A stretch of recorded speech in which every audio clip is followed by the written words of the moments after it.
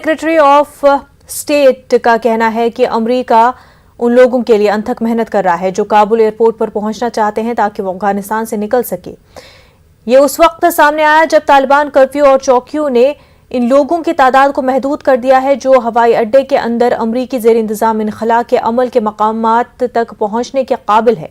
White house के मुताबिक तालिबान ने अफगानिस्तान से निकलने की कोशिश करने वाले शहरियों के लिए महफूज रास्ते की इजाजत देने पर इत्तेफाक किया है, लेकिन इनखला का रास्ता तालिबान की रुकावटों की वजह से महदूद है। In the last 24 hours, U.S. military flights evacuated approximately 2,000 more people. Over the last several days, we have processed more than 4,840 people for evacuation.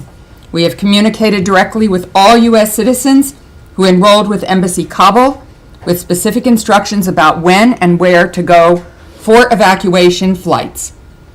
Shortly, we will invite more than 800 Afghan special immigrant visa holders to board flights to the United States. दूसरी जानिब America ने यह भी वाज़ेह कर दिया है